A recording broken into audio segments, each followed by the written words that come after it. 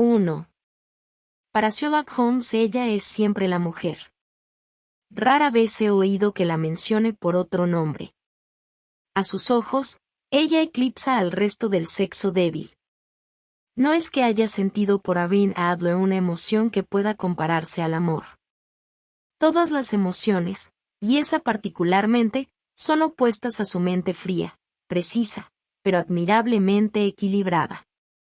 Es, puedo asegurarlo, la máquina de observación y razonamiento más perfecta que el mundo ha visto, pero como amante, como enamorado, Sherlock Holmes había estado en una posición completamente falsa. Jamás hablaba de las pasiones, aun de las más suaves, sin un dejo de burla y desprecio. Eran cosas admirables para el observador, excelentes para recorrer el velo de los motivos y acciones de los hombres. Pero para el razonador preparado, admitir tales intromisiones en su propio temperamento, cuidadosamente ajustado, era introducir un factor que distraería y descompensaría todos los delicados resultados mentales. Una basura en un instrumento sensitivo o una grieta en un lente finísimo, no habría sido más perjudicial que una emoción intensa en una naturaleza como la suya. Y, sin embargo, para él no hubo más que una mujer, y esa mujer fue la difunta Irene Adler, de dudosa y turbia memoria. Había visto poco a Holmes últimamente. Mi matrimonio nos había alejado. Mi propia felicidad y los intereses domésticos que surgen alrededor del hombre que se encuentra por primera vez convertido en amo y señor de su casa, eran suficientes para absorber toda mi atención, mientras que Holmes, que odiaba cualquier forma de sociedad con toda su alma de bohemio, permaneció en nuestras habitaciones de Baker Street, sumergido entre sus viejos libros y alternando, de semana en semana, entre la cocaína con la ambición, la somnolencia de la droga con la feroz energía de su propia naturaleza inquieta. Continuaba, como siempre, profundamente interesado en el estudio del crimen y ocupando sus inmensas facultades y sus extraordinarios poderes de observación en seguir las pistas y aclarar los misterios que habían sido abandonados por la policía oficial, como casos desesperados. De vez en cuando escuchaba algún vago relato de sus hazañas, su intervención en el caso del asesinato Trepov, en Odessa, su solución en la singular tragedia de los hermanos Atkinson, en Trincomalee, y, finalmente, en la misión que había realizado, con tanto éxito, para la familia reinante de Holanda. Sin embargo, más allá de estas muestras de actividad, que me concretaba a compartir con todos los lectores de la prensa diaria, sabía muy poco de mi antiguo amigo y compañero. Una noche, fue el 20 de marzo de 1888, volvía de visitar a un paciente. Había vuelto al ejercicio de mi profesión como médico civil, cuando mi recorrido de regreso a casa me obligó a pasar por Baker Street. Al pasar por aquella puerta tan familiar para mí, que siempre estará asociada en mi mente a la época de mi noviazgo y a los oscuros incidentes del estudio en escarlata, me sentí invadido por un intenso deseo de ver a Holmes y de saber cómo estaba empleando, ahora, sus extraordinarias facultades. Sus habitaciones estaban brillantemente iluminadas. Al levantar la mirada hacia ellas, noté su figura alta y esbelta pasar 2 veces, convertida en negra silueta, cerca de la cortina. Estaba recorriendo la habitación rápida, ansiosamente, con la cabeza sumida en el pecho y las manos unidas a la espalda. Para mí, que conocía a fondo cada uno de sus hábitos y de sus estados de ánimo, su actitud y su comportamiento eran reveladores. Estaba trabajando de nuevo. Se había sacudido de sus ensueños toxicómanos y estaba sobre la pista candente de algún nuevo caso. Toqué la campanilla y fui conducido a la sala que por tanto tiempo compartí con Sherlock. No fue muy efusivo. Rara vez lo era, pero creo que se alegró de verme. Casi sin decir palabra, aunque con los ojos brillándole bondadosamente, me indicó un sillón, me arrojó su cajetilla de cigarrillos y señaló hacia una botella de whisky y un sifón que había encima de una cómoda. Entonces se puso de pie frente al fuego y me miró con el detenimiento tan peculiar de él. El matrimonio le sienta bien y me dijo: creo, Watson, que ha aumentado unas 7 libras y media desde que no nos vemos. -7, contesté yo. Debí haber pensado un poco más antes de decir eso. Y veo que está ejerciendo de nuevo. No me había dicho que intentaba dedicarse a su profesión. Entonces, ¿cómo lo sabe? Lo veo, lo deduzco. ¿Cómo sé que se ha estado exponiendo mucho a la lluvia últimamente y que tiene una criada torpe y descuidada? Mi querido Holmes, protesté yo, esto es demasiado. Si hubiera vivido hace unos siglos, habría muerto en la hoguera por brujería. Es cierto que el jueves salí a dar un paseo por el campo y llegué a casa empapado, pero me he cambiado de ropa y no puedo imaginarme cómo deduce esto. En cuanto a Mary Jane, es incorregible y mi esposa la ha despedido. Tampoco imagino cómo logró adivinarlo. Holmes sonrió para sí y se frotó las manos largas y nerviosas. Es la simplicidad misma.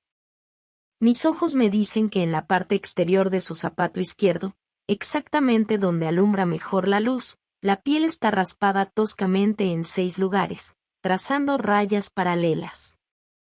Obviamente esto ha sido causado por alguien que trató de quitar el lodo que cubría el zapato, pero lo hizo con positiva torpeza, sin cuidado alguno. De ahí mi doble deducción de que se expuso a la lluvia y de que tiene un espécimen en particular incompetente de la maligna servidumbre londinense. En cuanto al ejercicio de su profesión, si un caballero entra en esta habitación oliendo a yodoformo, con una mancha negra de nitrato de plata en el índice derecho y una prominencia a un lado del sombrero de copa, mostrando dónde ha escondido su estetoscopio, necesitaría ser muy tonto para no declararlo miembro activo de la profesión médica. Pude evitar echarme a reír por la facilidad con que explicaba sus deducciones. Cuando le oigo exponer sus razonamientos, comenté, la cuestión me parece siempre tan ridículamente simple, que me siento seguro de que podría haber hecho fácilmente las mismas deducciones que usted. Sin embargo, a cada nuevo caso que se me presenta de sus aparentemente extraños poderes, me siento desconcertado hasta que me explica el proceso que siguió. Y no obstante, creo tener tan buenos ojos como usted. Es posible, contestó encendiendo un cigarrillo y dejándose caer en un sillón. Usted ve, pero no observa. La distinción es perfectamente clara. Por ejemplo, usted ha visto con frecuencia la escalera que conduce del vestíbulo a esta habitación. Ciertamente. ¿Cuántas veces? Bueno, varios centenares de ocasiones. Entonces, ¿podrá decirme cuántos hay? ¿Cuántos escalones? No sé. ¿Ahora comprende? Usted no ha observado, a pesar de haber visto. Eso es lo que quería decirle. Ahora bien, yo sé que hay 17 escalones, porque he visto y he observado. Por cierto, ya que está interesado en estos problemitas y que ha sido lo bastante amable como para publicar una o dos de mis experiencias, quizá le guste ver esto y me entregó una hoja de papel grueso, de un suave tono sonrosado, que había estado hasta entonces sobre la mesa. Me llegó en el correo de la tarde. Léala en voz alta. La nota no tenía fecha, ni firma, ni domicilio del remitente. Decía: visitará a usted esta noche, faltando un cuarto para las 8, un caballero que desea consultar a usted sobre un asunto de extrema importancia. Sus recientes servicios a una de las casas reales de Europa ha demostrado que es usted persona a quien puede confiarse asunto de tal importancia, que nada de lo que se dijera al respecto resultaría exagerado. Estos datos de usted de todas partes hemos recibido. Procure, por tanto, estar en su casa a esa hora, y no se sorprenda si su visitante se presenta enmascarado. Este es un asunto realmente misterioso, comenté. ¿Qué cree que puede significar? No tengo datos todavía. Es un error capital tratar de formular teorías antes de tener datos. Insensiblemente, uno empieza a retorcer los hechos para que se adapten a las teorías, en lugar de que las teorías se adapten a los hechos. Pero, ¿qué deduce de la nota misma? Examiné con cuidado la escritura y el papel que habían usado para escribir. El hombre que le escribió está en buenas condiciones económicas, comenté tratando de imitar el raciocinio de mi compañero. Este papel no puede adquirirse por menos de media corona el paquete. Es peculiarmente grueso y resistente. Peculiar, esa es la palabra exacta, y dijo Holmes. No es papel inglés. Colóquelo contra la luz. Lo hice y vi una E mayúscula con una G minúscula, una P y una G mayúsculas con una T minúscula, marcadas en la superficie del papel. ¿Qué deduce de esto?, preguntó Holmes. Es el nombre del fabricante, sin duda, o más bien, su monograma. De ningún modo. La G mayúscula con la T minúscula significan Gesellschaft, que es el equivalente en alemán de compañía. Es la abreviatura acostumbrada, equivalente a nuestra CIA. La P, desde luego, significa papia. Ahora veamos lo de la IG. Consultemos nuestra guía continental bajo un pesado volumen marrón de uno de los anaqueles. Eglonitz, aquí estamos, Egria. Es un país en que hablan alemán, en Bohemia, no lejos de Karlsbad. Notable por haber sido la escena de la muerte de Wallenstein, y por sus numerosas fábricas de vidrio y de papel. Ja. ¿Qué le parece eso, hijo mío? Sus ojos brillaban y arrojó una gran nube azulosa de su cigarrillo. El papel fue hecho en Bohemia, y exclamé. Precisamente. Y el hombre que escribió la nota es alemán. Note la construcción un poco forzada de esa frase. Estos datos de usted de todas partes hemos recibido. Un francés o un ruso no hubiera escrito así. Es el alemán quien cambia la construcción de las frases en esa forma. Solo queda, por tanto, descubrir que desea este alemán que escribe en papel bohemio y que prefiere usar una máscara a mostrar su rostro. Y aquí viene, si no me equivoco, a resolver todas nuestras dudas. Se escuchó el ruido claro de las cerraduras de los caballos y el rozar de las ruedas sobre el pavimento, seguidos por el llamado brusco de la campanilla. Holmes silbó. Son 2 caballos, lo deduzco por el ruido de las pisadas, y dijo. Sí, continuó, asomándose por la ventana. Es un elegante carruaje con 2 verdaderos ejemplares equinos. Cuando menos de 150 guineas cada uno. En este caso hay dinero, Watson, a falta de otra cosa. Creo que será mejor que me vaya, Holmes. De ningún modo, doctor. Quédese donde está. Esto promete ser interesante. Sería una lástima que se lo perdiera. Pero, un cliente. No se preocupe por él. Quizá yo necesite su ayuda, o quizás él mismo la requiera. Aquí viene. Siéntese en ese sillón, doctor, y préstenos toda su atención. Unos pasos lentos y pesados, que se habían escuchado en las escaleras y en el corredor, se detuvieron exactamente frente a nuestra puerta. Entonces se escuchó un llamado brusco e imperativo. «Pase», ordenó Holmes. Entró un hombre que difícilmente medía menos de 2 metros de estatura, con el pecho y las extremidades de un Hércules. Su apariencia era la de un personaje rico, con una ostentación que en Inglaterra se habría considerado muy cercana al mal gusto.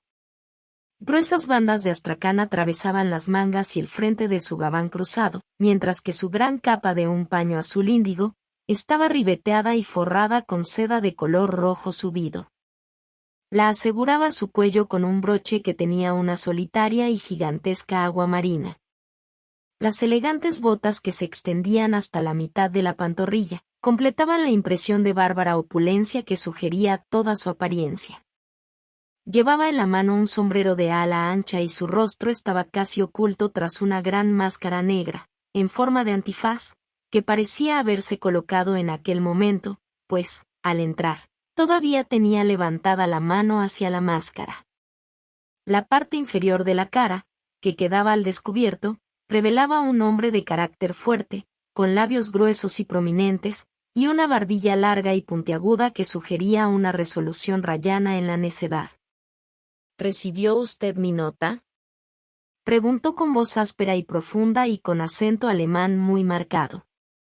En ella le avisaba que vendría. Nos miró a los dos, sin saber a quién dirigirse. Le suplico que tome asiento, y dijo Holmes. Este es mi amigo el Dr. Watson, quien en algunas ocasiones ha tenido la bondad de ayudarme a solucionar mis casos. ¿A quién tengo el honor de dirigirme? Habla usted con el conde von Kram, un noble bohemio. Tengo entendido que este caballero, su amigo, es un hombre de honor y discreción, en cuya presencia puedo hablar sobre un asunto de la más grande importancia. Si no, preferiría hablar a solas con usted. Me levanté para irme, pero Holmes me tomó del brazo y me obligó a volver a instalarme en el sillón.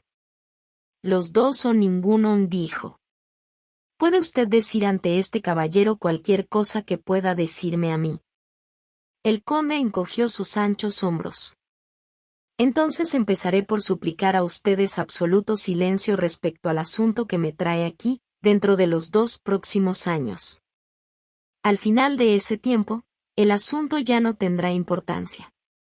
Por el momento debo señalar que no es exagerado afirmar que la cuestión es de tal magnitud que podría influir en la historia europea. Prometo discreción, aseguró Holmes. Y yo también. Ustedes perdonarán esta máscara, continuó nuestro extraño visitante. La augusta persona que me emplea desea que su agente sea desconocido para ustedes, y debo confesarles que el título que yo mismo me he dado hace un momento no es precisamente el mío. Lo comprendí, desde luego, y dijo Holmes secamente. Las circunstancias son muy delicadas y deben tomarse todas las precauciones para evitar lo que amenaza ser un inminente escándalo y que podría comprometer seriamente a una de las familias reinantes de Europa. Para hablar francamente, el asunto gira en torno de la gran casa de Ornstein, soberanos de Bohemia por generaciones. También me di cuenta de eso, murmuró Holmes, sumiéndose en su sillón y cerrando los ojos. Nuestro visitante miró, sorprendido, la figura lánguida y perezosa del hombre que le había sido descrito como el razonador más genial y el agente investigador más activo de Europa. Holmes abrió lentamente los ojos y miró con impaciencia a su cliente. Si Su Majestad tiene la bondad de explicarme su problema, podré aconsejarle mejor. El hombre se levantó de su silla de un salto y empezó a recorrer la habitación de un lado a otro, con muestras de agitación incontrolable. Entonces, con un gesto de desesperación, se arrancó la máscara del rostro y la arrojó al suelo. Tiene razón, y gritó, soy el rey. ¿Para qué tratar de ocultarlo? Es cierto, ¿para qué?, murmuró Holmes. Su Majestad no había hablado aún y yo ya sabía que me estaba dirigiendo a Wilhelm Gottfried Sigismund von Ornstein, Gran Duque de Kassel-Felstein y Rey de Bohemia por herencia. Debe comprender, dijo nuestro extraño visitante, sentándose de nuevo y pasando la mano sobre su ancha y blanca frente, debe comprender que no estoy acostumbrado a hacer estos negocios personalmente. Sin embargo, el asunto era tan delicado que no quise confiarlo a un agente. Eso habría significado quedar a su merced. He venido de incógnito, desde Praga, con el objeto de consultarle a usted. Entonces, le suplico que haga su consulta, y dijo Holmes, cerrando los ojos una vez más. Los hechos, en concreto, son los siguientes. Hace unos 5 años, durante una prolongada visita a Varsovia, trabé conocimiento con la bien conocida aventurera Irene Adler. El nombre es, sin duda alguna, familiar para usted. Tenga la bondad de ver qué dice mi índice sobre ella, doctor, murmuró Holmes sin abrir los ojos. Durante muchos años había adoptado el sistema de anotar todos los párrafos referentes a hombres y cosas que se publicaban en los periódicos, de tal modo que era difícil mencionar un tema o a una persona sin que él pudiera contar de inmediato con información al respecto. En este caso, Encontré la biografía de la mujer entre la de un rabí hebreo y la de un marino que había escrito una monografía sobre los peces que habitan en los mares profundos. «Déjeme ver», exclamó Holmes. Nació en Nueva Jersey en el año de 1858. Contralto, La Scala, prima donna de la Ópera Imperial de Varsovia, sí. Retirada de la escena, ajá. Viviendo en Londres actualmente, eso es. Su Majestad, entiendo, se mezcló con esta joven, le escribió algunas cartas comprometedoras y ahora está deseoso de recobrar esas cartas. Precisamente. Pero, ¿y cómo? ¿Hubo un matrimonio secreto? No. Nada de papeles legales o certificados. Ninguno. Entonces, no acierto a comprender a Su Majestad. Si esta joven presentara sus cartas para realizar un chantaje, o con cualquier otro propósito, ¿cómo iba a probar su autenticidad? Por la escritura. Va. Falsificada. Mi papel privado. Robado. Mi propio sello. Imitado. Mi fotografía. Comprada. Los dos estamos en la fotografía. ¡Ah, caramba! Eso sí es terrible. Su Majestad cometió una tremenda indiscreción al fotografiarse así. Estaba enamorado, loco. Se ha comprometido muy seriamente. En aquel entonces era solo príncipe. Era joven. Aún ahora no tengo más que 30 años. Esa fotografía debe recobrarse. Hemos tratado de hacerlo, y hemos fracasado. Su Majestad tendrá que pagar. Debe ser comprada. Ella no la venderá. Robada, entonces. Se han hecho 5 intentos. En 2 ocasiones, ladrones a mi servicio han registrado su casa. Una vez le robamos el equipaje cuando iba de viaje. 2 veces la han registrado mujeres pagadas por mí. Sin resultado. ¿No hay rastros del retrato? Absolutamente ninguno. Holmes se echó a reír. Es un problemita bastante complicado, dijo. Y muy serio para mí, contestó el rey en tono de reproche. Mucho, realmente. ¿Y qué se propone hacer con la fotografía? Arruinarme. Pero, ¿cómo? Estoy a punto de casarme. Eso es sabido. Con Clotilde Lothman von Saxe-Meiningen, hija segunda del rey de Escandinavia. Quizá conozca usted los estrictos principios de su familia. Ella misma es la personificación de la delicadeza. Una sombra de duda en cuanto a mi conducta, pondría fin a nuestro compromiso matrimonial. Erin Adler amenaza con enviarles la fotografía. Y lo hará. Sé muy bien que lo hará. Usted no la conoce, pero tiene un alma de acero. Tiene el rostro de la más hermosa de las mujeres y la mente del más resuelto de los hombres. Para evitar que yo me case con otra mujer, no hay extremos a los que ella no sea capaz de ir, no los hay. ¿Está seguro de que no la ha enviado todavía? Estoy seguro. ¿Por qué? Porque me dijo que la enviaría el día que el matrimonio fuera proclamado públicamente. Eso será el próximo lunes. Oh, entonces nos quedan 3 días aún, dijo Holmes con un bostezo. Es una gran fortuna, pues tengo 1 o 2 asuntos de importancia que atender por el momento. Su Majestad, desde luego, pasará unos días en Londres, ¿no? Ciertamente. Me encontrará en el Andem, bajo el nombre de Conde von Kram. Entonces lo visitaré para notificarle sobre el progreso de nuestras indagaciones. Le ruego que lo haga. Vivo invadido por la ansiedad. ¿Y qué me dice respecto al dinero? ¿Tiene usted carte blanche 1? Absolutamente. Le aseguro que le daría una de las provincias de mi reino por esa fotografía. ¿Y en lo que se refiere a los gastos de momento? El rey sacó una pesada bolsa de cuero del interior de su gabán y la colocó sobre la mesa. Hay 300 libras en oro y 700 en billetes y dijo. Holmes extendió un recibo por la cantidad en una hoja de papel y se lo entregó. ¿Sabe usted cuál es el domicilio de la dama? Preguntó. Es Bryan y Lodge, Serpentina Avenue, St. John's Wood. Holmes tomó nota de aquellos datos. Otra pregunta y dijo con aspecto pensativo. ¿Era de cuerpo entero la fotografía? Entonces, buenas noches, Su Majestad. Confío en que pronto tendremos buenas noticias para usted. Y buenas noches, Watson me añadió mientras el carruaje real se alejaba estrepitosamente.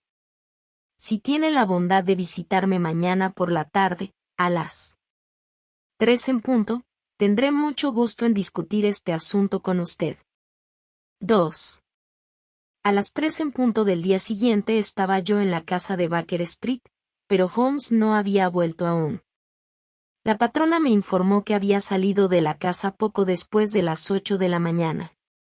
Me senté cerca del fuego, sin embargo, con intención de esperarlo por mucho que tardara en volver. El nuevo caso había despertado profundamente mi interés, porque aun cuando no estaba rodeado de la tragedia y de los aspectos extraños de los dos crímenes en que yo había intervenido antes, la naturaleza del caso y la importancia de su cliente le daban un interés especial a mis ojos. Además, aparte de la naturaleza de la investigación que mi amigo tenía a mano, había algo tan maravilloso en su magistral dominio de las situaciones y en su agudo e incisivo razonamiento, que para mí era un placer poder estudiar su sistema de trabajo y seguir los métodos rápidos y sutiles por medio de los cuales desentrañaba los más confusos misterios. Tan acostumbrado estaba yo a su éxito invariable, que la simple posibilidad de un fracaso me resultaba inconcebible. Fue cerca de las 4 de la tarde cuando se abrió la puerta y entró en la habitación un mozo de caballerizas, sucio, barbudo, con aspecto alcohólico, rostro abotagado y ropas destrozadas. Aunque estaba acostumbrado a la extraordinaria habilidad de mi amigo para disfrazarse, tuve que mirarlo 3 veces antes de estar seguro de que era él realmente. Moviendo la cabeza a modo de saludo, desapareció por la puerta que conducía a la alcoba y salió 5 minutos después, ya cuidadosamente arreglado y limpio, y como siempre, vestido con su traje de casimir. Se metió las manos en los bolsillos, extendió las piernas frente a la hoguera y se echó a reír alegremente durante varios minutos. De vez en cuando lanzaba alguna exclamación ininteligible, para después continuar riendo como un loco, hasta que quedó inmóvil, exhausto, sobre la silla. ¿De qué se ríe? De una cosa graciosa. Estoy seguro de que usted no podría nunca adivinar cómo empleé la mañana o qué terminé por hacer. No puedo imaginarlo. Supongo que ha estado vigilando los hábitos y, probablemente, la casa de la señorita Irene Adler. Exactamente, pero me ocurrieron cosas en verdad extraordinarias. Salí de la casa poco después de las 8 de la mañana, disfrazado como mozo de caballeriza, sin trabajo.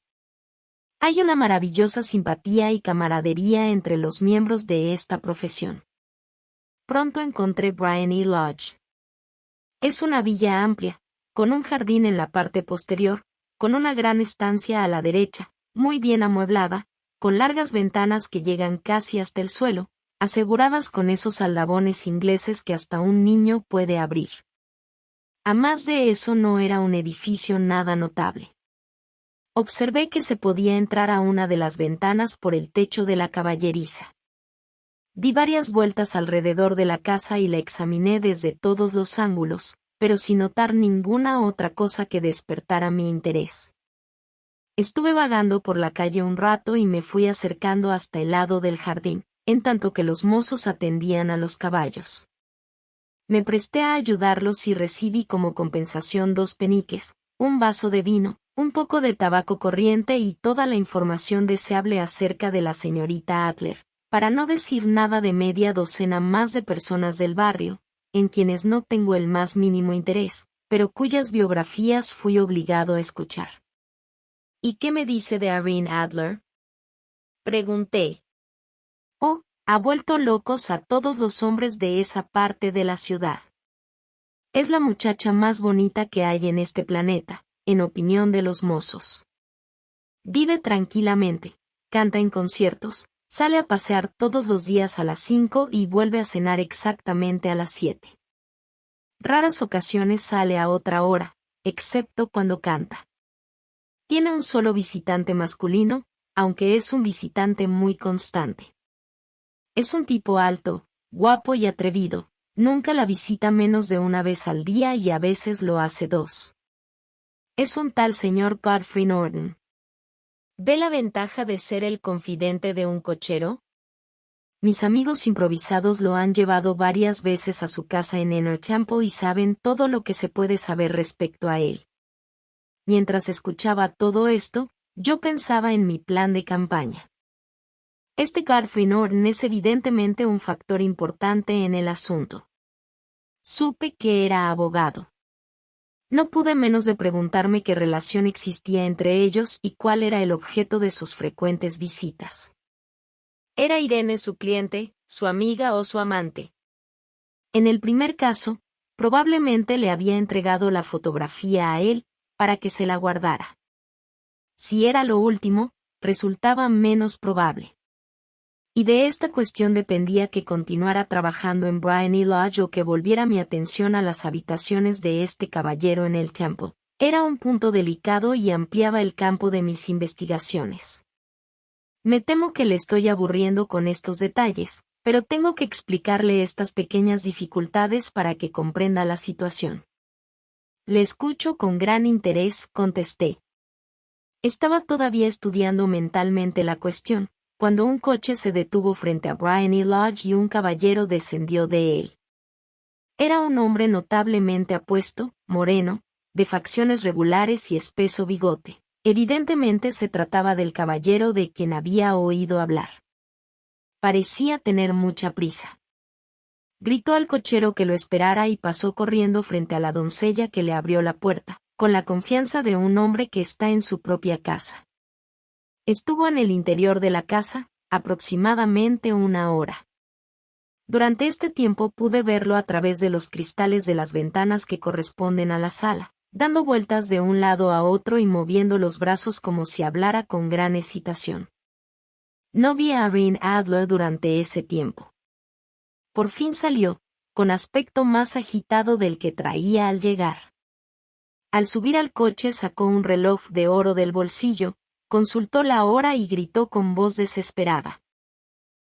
Vámonos como alma que lleva el diablo. Primero a Cross y Hankey, en Regent Street, y luego a la iglesia de Santa Mónica, en Edgware Road. Media guinea si logra hacer esto en 20 minutos. El coche partió y empezaba a preguntarme si no sería buena idea seguirlo, cuando salió de la caballeriza de Briony Lodge un carruaje pequeño. El cochero traía la librea solo abotonada a medias y la corbata sin arreglar como si hubiera sido llamado rápidamente. Apenas había llegado el carruaje a la puerta de la casa, cuando Irene salió bruscamente de ella y subió con igual rapidez al coche. Solo la vi un instante, pero bastó para que notara que era una mujer encantadora, con un rostro por el que cualquier hombre moriría con gusto. A la iglesia de Santa Mónica, John. Gritó. Y te doy medio soberano si llegas en 20 minutos. Aquello se ponía demasiado interesante para que yo me lo perdiera, Watson.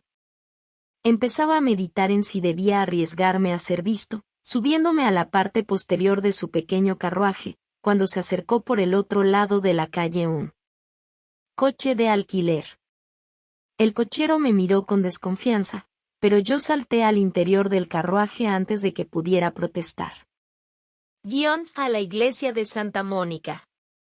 Le ordené. Y medio soberano será suyo si llega en 20 minutos. Faltaban 25 minutos para las 12, así que estaba perfectamente claro lo que se proponían. Mi cochero se portó muy bien. No creo que jamás haya conducido a tanta velocidad, pero los otros ya estaban allí cuando llegamos. El coche y el pequeño carruaje de Irene se encontraban a la puerta de la iglesia. Pagué al cochero y entré. No había un alma en el interior, con la excepción de los dos personajes a quienes venía siguiendo, y el sacerdote que se encontraba frente a ellos. Los tres formaban un apretado nudo frente al altar. Empecé a caminar lentamente por el pasillo central de la nave, como cualquier otro vagabundo que se ha metido en una iglesia a falta de otra cosa que hacer. De pronto, ante mi sorpresa, las tres personas del altar volvieron su rostro y Godfrey Norton se echó a correr en dirección a mí. Gracias a Dios, gritó. Usted nos servirá. Venga. Venga. ¿Qué quiere de mí? Pregunté. Venga, hombre, venga. Es solo cosa de 3 minutos. Si no, no será legal. Casi me arrastraron hasta el altar y antes de que me diera cuenta de lo que estaba haciendo, murmuraba respuestas que me decían al oído y declaraba cosas de las que no sabía absolutamente nada. Simplemente estaba ayudando a realizar el acto de unir en matrimonio a Irene Adler, soltera, con Godfrey Norton, soltero. Todo fue hecho en un instante y me encontré con una dama dándome las gracias por un lado, un caballero dándome las gracias por el otro, y el sacerdote, enfrente de mí, haciéndome una leve caravana. Era la posición más extraña en que me había encontrado en mi vida, y el pensar en ello fue lo que me produjo el acceso de risa que sufrí hace un momento. Parece que había cierta informalidad en su licencia y que el sacerdote se negaba terminantemente a casarlos sin un testigo. Mi aparición en la iglesia evitó al novio tener que echarse a correr por las calles en busca de un padrino. La novia me dio un soberano y pienso usarlo en la cadena de mi reloj, en recuerdo de la ocasión. Las cosas han tomado un curso inesperado, dije yo, ¿y entonces qué pasó?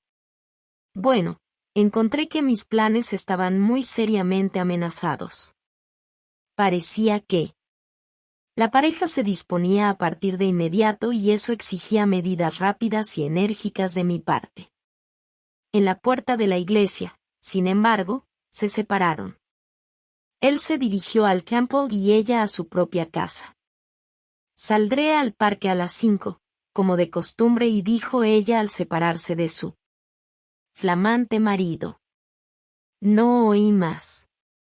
Partieron en diferentes direcciones y yo me marché para hacer mis propios arreglos. ¿Cuáles son? Pregunté. Un poco de fiambre y un vaso de cerveza, ordenó Sherlock al ver entrar a la sirvienta, haciendo caso omiso de mi pregunta. He estado tan ocupado que no he tenido tiempo de pensar en comer. Y estaré aún más ocupado esta tarde. Por cierto, doctor, quiero su cooperación. Encantado de servirle. ¿No le importa faltar a la ley? No, en lo más mínimo. ¿Ni correr el riesgo de ser arrestado? No, si es por una buena causa. Oh, la causa es excelente. Entonces soy el hombre que necesita. Ya sabía yo que podía contar con usted. Pero, ¿qué es lo que desea de mí? Cuando la señora Turner haya traído lo que le pedí, me explicaré con más claridad, y dijo. Un momento después entraba nuestra patrona con la frugal comida ordenada por mi amigo y éste se lanzaba hambriento sobre ella. Tendremos que discutir el asunto mientras como, pues no dispongo de mucho tiempo. Son casi las 5. Dentro de 2 horas tenemos que entrar en acción. La señorita, o más bien la señora Irene, vuelve a las 7 de su paseo. Debemos estar en Briony Lodge para recibirla. ¿Y qué haremos entonces? Usted debe dejar las cosas en mis manos. Ya he arreglado lo que va a ocurrir entonces. Hay un solo punto en el que debo insistir.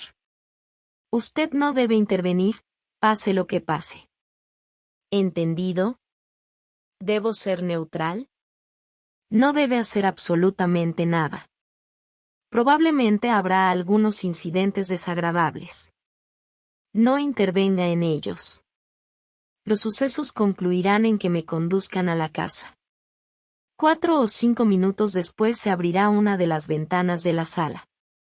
Usted entonces se acercará a esa ventana abierta. Sí. Se fijará en mí, pues para entonces estaré al alcance de su vista. Sí. Y cuando levante mi mano, así, arrojará a la habitación lo que le voy a dar. Y al mismo tiempo lanzará el grito de «fuego», ¿me entiende? Perfectamente. No es nada notable, y dijo extrayendo de su bolsillo un rollo con la forma de un habano. Es un ordinario cohete de humo, que estalla por sí solo al chocar contra el suelo. Su misión se concreta a eso. Al dar el grito, atraerá probablemente cierto número de curiosos. Pero usted debe caminar tranquilamente hacia la esquina de la calle y esperarme allí. Yo me reuniré con usted 10 minutos después. Espero haberme explicado con claridad. Sí. Yo debo permanecer neutral, acercarme a la ventana abierta, para observarlo, y arrojar este objeto a una señal suya, al mismo tiempo que lanzo el grito de fuego. Entonces lo esperaré en la esquina de la calle. Exactamente. Puede confiar en mí. Está muy bien. Creo que es casi hora de que me prepare para el nuevo papel que tendré que interpretar. Desapareció en su alcoba y volvió unos minutos después en el personaje de un amable y sencillo sacerdote de la iglesia y no conformista. Su ancho sombrero negro, sus pantalones sueltos, su corbata blanca, su sonrisa simpática y su expresión de benevolente curiosidad lo caracterizaban de un modo realmente notable. No era simplemente que Holmes cambiara de traje. Su expresión, sus modales, su propia alma parecían variar con cada nuevo papel que asumía. El teatro perdió un magnífico actor, al igual que la ciencia perdió un extraordinario investigador, cuando Sherlock Holmes se decidió a convertirse en un especialista en criminología. Eran las 6:15 cuando salimos de Baker Street y aún faltaban 10 minutos para la hora cuando nos encontramos en Serpentine Avenue. Ya había oscurecido. Y las lámparas empezaban a ser encendidas, cuando nos colocamos frente a Briony Lodge, en espera de la llegada de la dueña de la mansión. La casa era como me la había imaginado por la descripción que me hizo Sherlock Holmes, pero el sitio parecía menos tranquilo de lo que esperaba. Por el contrario, para una calle pequeña, de un vecindario lejano, estaba notablemente animada. Había un grupo de hombres pobremente vestidos, fumando y riendo en una esquina.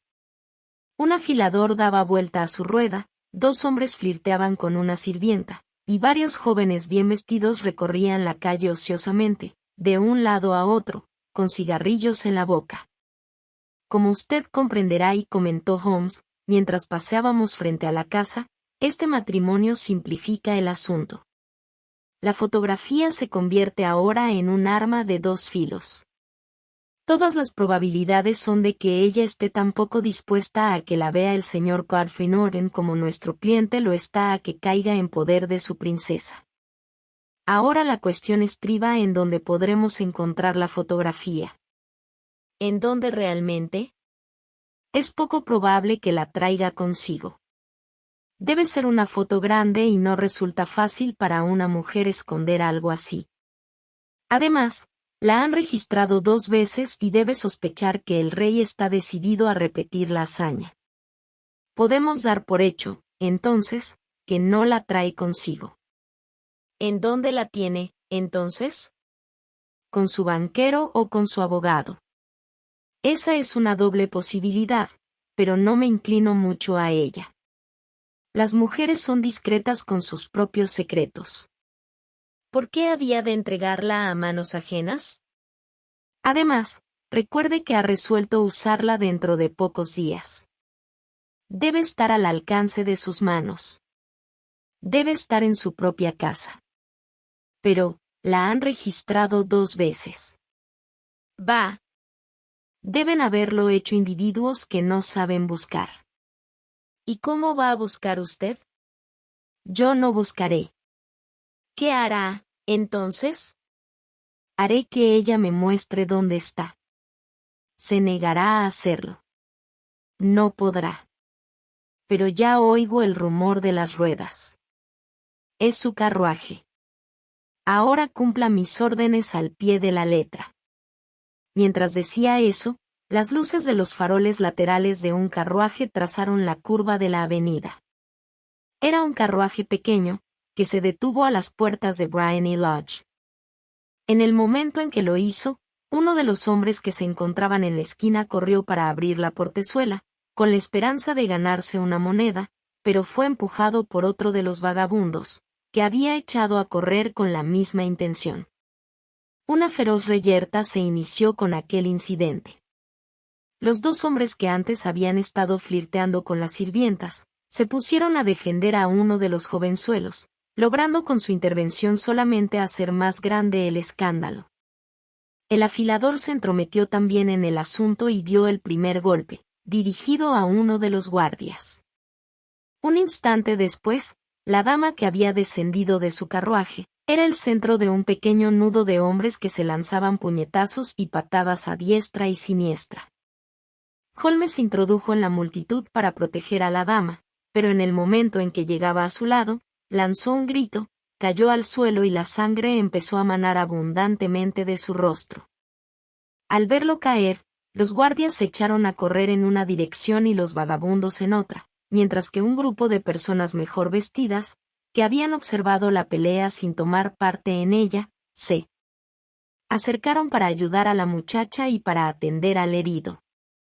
Irene Adler, como la seguiré llamando, había corrido hacia los escalones de su casa, pero al llegar a lo alto de ellos, se detuvo, con su figura excepcional claramente delineada por las luces del vestíbulo, volviendo la mirada hacia la calle. ¿Está mal herido el caballero?, preguntó.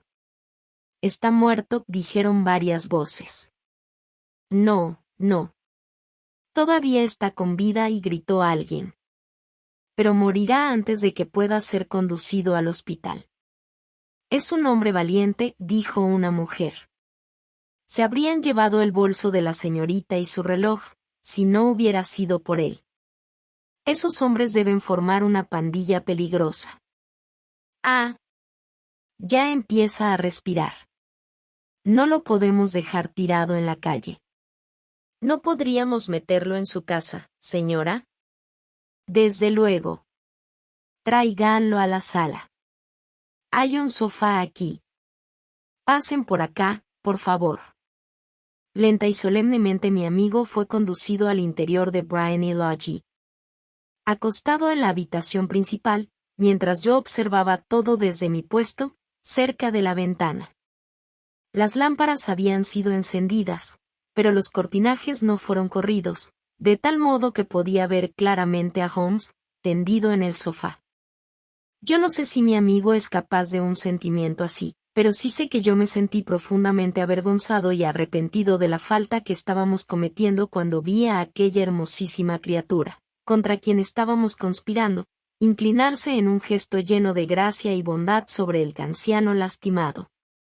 Pero habría sido la más negra traición a Holmes fallarle en el asunto que me había encomendado.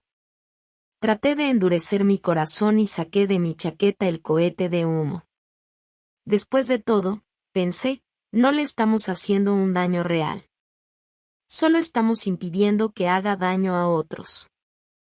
Holmes estaba sentado ahora en el sofá y lo vi moverse como quien necesita desesperadamente una bocanada de aire. Una doncella corrió y abrió la ventana. En el mismo instante lo vi levantar una mano. Era la señal. Arrojé el cohete a la habitación y grité al mismo tiempo. ¡Fuego! La palabra apenas había salido de mi boca, cuando toda la multitud de espectadores, caballeros, mozos, sirvientas y vagabundos se unieron en un grito general de ¡fuego! ¡Fuego! Gruesas nubes de humo salieron de la habitación por la ventana abierta. Percibí por el rabillo del ojo la carrera de varias personas en el interior de la casa y, un momento después, Escuché la voz de Holmes asegurando que era una falsa alarma. Deslizándome por entre la multitud de curiosos y gritones, logré alejarme del lugar y llegué hasta la esquina de la calle. 10 minutos más tarde, Holmes se encontraba a mi lado. Me tomó del brazo y nos alejamos tranquilamente de aquel loco barullo. Caminamos rápida y silenciosamente durante algún tiempo, hasta que dimos vuelta hacia una de las tranquilas calles que conducen hacia Edgware Road. Se portó usted muy bien, doctor, comentó. Nada podía haber salido mejor. ¿Tiene usted la fotografía? No, pero sé dónde está. ¿Y cómo lo averiguó? Ella me mostró el lugar, como le dije que lo haría. Todavía no comprendo. No quiero que esto le siga pareciendo un misterio, murmuró él echándose a reír. El asunto es perfectamente simple. Usted, desde luego, comprendió que todas las personas que estaban en la calle eran cómplices míos. Es un grupo de actores al que contraté para mi servicio exclusivo durante estas horas. Me lo supuse. Bueno, cuando la pelea se inició, tenía un poco de pintura roja, fresca, en la mano. Corrí, me dejé caer, me llevé la mano al rostro y me convertí en un conmovedor espectáculo. Es un viejo truco. También sospeché eso. Entonces me llevaron al interior de la casa. Ella no iba a permitir que aquel pobre anciano que la había salvado se quedara en la calle. ¿Qué otra cosa podía hacer? Y me llevó a la sala, que era exactamente la habitación en que yo sospechaba que estaba la fotografía. Tenía que estar allí o en su alcoba. Y yo estaba decidido a averiguar en dónde. Me tendieron en un sofá, yo pedí a gritos un poco de aire, abrieron la ventana y usted hizo lo demás. ¿En qué le ayudó lo que hice? Era absolutamente importante. Cuando una mujer piensa que la casa se ha incendiado, su instinto la hace correr a rescatar lo que mayor valor tiene para ella. Es un impulso incontrolable y más de una vez me he aprovechado de él. En el caso del escándalo de Darlington me fue de gran utilidad, al igual que en el asunto del castillo Answers. Una madre corre por su hijo, una mujer soltera corre a rescatar sus joyas. Yo comprendía que nuestra dama no tenía en la casa nada más valioso para ella que la fotografía que estamos buscando. Correría a buscarla, para ponerla a salvo. La alarma de fuego resultó perfecta. El humo y los gritos eran como para alterar los nervios de cualquiera, aun a las personas de nervios de acero. Nuestra amiga reaccionó tal como lo pensé. La fotografía está en un anaquel secreto de la pared de la sala, exactamente arriba de la campanilla. Se encontró allí en un instante y pude verla en el momento en que corría a la puerta disimulada. Cuando grité que era una falsa alarma, la volvió a colocar en su sitio, miró el cohete, salió corriendo de la habitación y no he vuelto a verla desde entonces. Me levanté y, después de excusarme, salí de la casa. No me decidí a apoderarme de la fotografía de inmediato, porque el cochero había entrado a la sala y me estaba observando fijamente. Me pareció más seguro esperar. La precipitación puede arruinar todo. Nuestra misión está prácticamente terminada. Mañana llamaré al rey, y con usted, si quiere venir, iremos directamente a la casa de nuestra amiguita.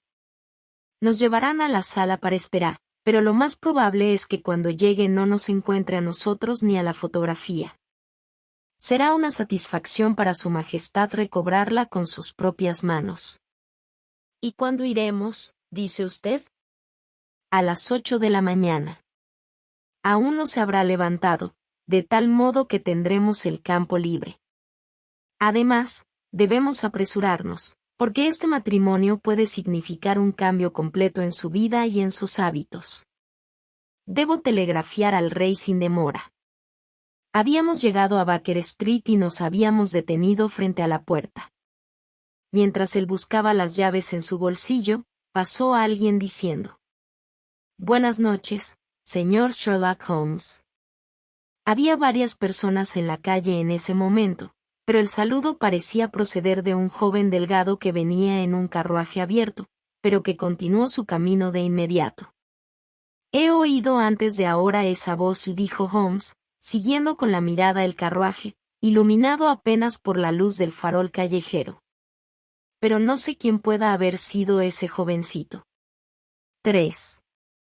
Dormí esa noche en Baker Street y estábamos gozando de nuestra taza de café y nuestras tostadas mañaneras, cuando el rey de Bohemia entró precipitadamente en la habitación. ¿De verdad la ha obtenido?, gritó tomando a Sherlock Holmes de los hombros y mirándolo ansiosamente a la cara. Todavía no. Pero, ¿tiene esperanzas? Sí las tengo. Entonces, venga. Estoy impaciente por partir. Necesitaremos un coche. Tengo mi carruaje afuera, esperando. Entonces eso simplificará las cosas. Descendimos y partimos de nuevo hacia Briony Lodge. Irene Adler se ha casado, comentó Holmes. ¿Casado? ¿Cuándo? Ayer. ¿Pero, con quién? Con un abogado inglés apellidado Norton. Pero, ella no puede amarlo. Tengo profundas esperanzas de que lo ame. ¿Por qué? Porque salvaría a su majestad de todo temor de futuras molestias. Si la dama ama a su esposo, no ama a su majestad. Y si no ama a su majestad, no hay razón para que se interponga en los planes de su majestad. Es cierto. Y, sin embargo, bueno, quisiera que hubiera sido de mi clase y posición. ¿Qué reina tan magnífica habría sido? Lanzó un suspiro y se sumió en un malhumorado silencio que no fue interrumpido hasta que llegamos a Serpentina Avenue. La puerta de Briony Lodge estaba abierta y una dama anciana se encontraba en lo alto de los escalones. Nos miró con expresión sardónica, mientras descendíamos del carruaje. El señor Sherlock Holmes, supongo, dijo. Yo soy el señor Holmes, contestó mi compañero con expresión interrogadora y asombrada. Desde luego. Mi señora me aseguró que era muy probable que viniera usted a buscarla. Salió esta mañana con su esposo, en el tren de las 5:15. Partió hacia el continente. ¿Qué? Sherlock Holmes retrocedió tambaleándose, pálido de ira y de sorpresa. ¿Quiere decirme que ha salido de Inglaterra? Sí, para no volver nunca. ¿Y los papeles?, preguntó el rey con voz ronca. Todo está perdido. Ya veremos. O empujó a la sirvienta a un lado y corrió hacia la sala, seguido por el rey y por mí. Los muebles estaban esparcidos en todas direcciones, los anaqueles se veían vacíos, los cajones estaban abiertos. Todo parecía indicar que la dama había recogido rápidamente sus pertenencias antes de emprender aquella precipitada fuga. Holmes se acercó al tiro de la campanilla, corrió a una puertecilla secreta y extrajo una fotografía y una carta. La fotografía era de la propia Irene Adler sola, vestida en traje de gala. La carta estaba dirigida a Sherlock Holmes. Mi amigo la abrió y los tres la leímos al mismo tiempo. Estaba fechada a la medianoche del día anterior y decía lo siguiente. Mi querido señor Sherlock Holmes. Realmente lo hizo usted muy bien. Me sorprendió por completo. Hasta la alarma de incendio no concebí la menor sospecha. Pero entonces, cuando descubrí cómo me había traicionado yo misma, empecé a pensar. Ya me habían prevenido contra usted desde hacía meses. Me habían dicho que si el rey empleaba un agente, ese sería usted. Y me dieron su dirección. Sin embargo, a pesar de todo esto, me hizo revelarle lo que quería saber. Aún después de concebir sospechas, encontré difícil desconfiar de un sacerdote tan gentil y anciano. Pero, como usted sabe, yo misma he estudiado el arte de la representación. El disfraz masculino no es nada nuevo para mí. Con frecuencia me aprovecho de la libertad que da. Envié a John, el cochero, a vigilarlo, corrí escaleras arriba, me puse mi traje especial de paseo, como llamo a mi disfraz, y bajé en el momento en que usted se marchaba. Bueno, le seguí hasta la puerta para asegurarme de que en realidad era objeto de interés para el célebre Sherlock Holmes. Entonces, un poco imprudentemente, le di las buenas noches y partí hacia el campo, para reunirme con mi esposo. Los dos pensamos que el mejor recurso era la huida, ya que teníamos frente a nosotros a un antagonista formidable. Por tanto, cuando venga a buscarnos mañana, encontrará el nido vacío. En cuanto a la fotografía, su cliente puede descansar en paz. Amo y soy amada por un hombre mejor que él. El rey puede hacer lo que guste, sin temor a que intervenga alguien a quien él traicionó cruelmente. Voy a conservarla como defensa. Es un arma poderosa que me defenderá de cualquier paso que en mi contra se pueda dar en el futuro. Le dejo una fotografía que quizá quiera conservar. Y yo quedo a sus órdenes, mi querido señor Sherlock Holmes, como su atenta servidora.